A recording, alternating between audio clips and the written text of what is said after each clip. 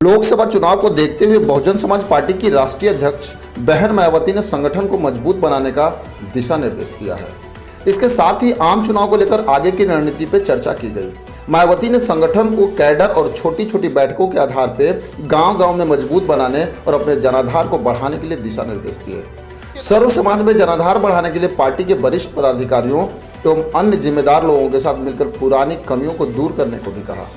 Baspa supremo ने आम चुनाव में गठबंधन को लेकर भी अपना एक पक्ष एकदम साफ कर दिया है।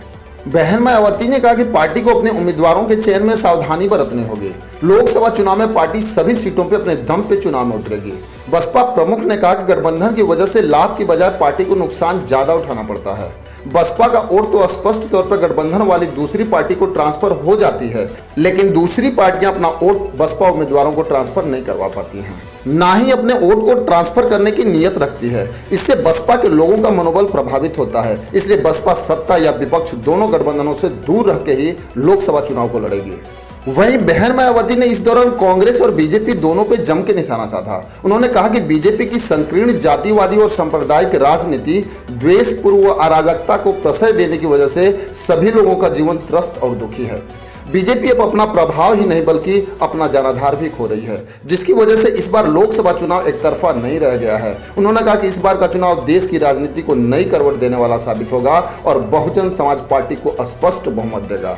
बसपा प्रमुख बहन मायावती ने कहा कि इनके राज में आमदनी अठन्नी और खर्चा रुपया हो गया था।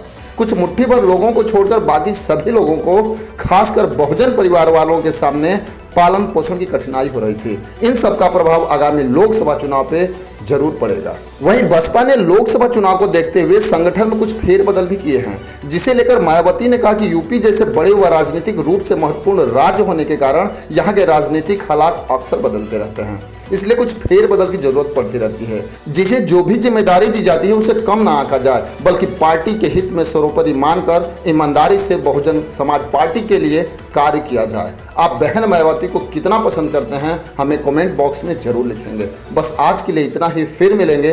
जय हिंद।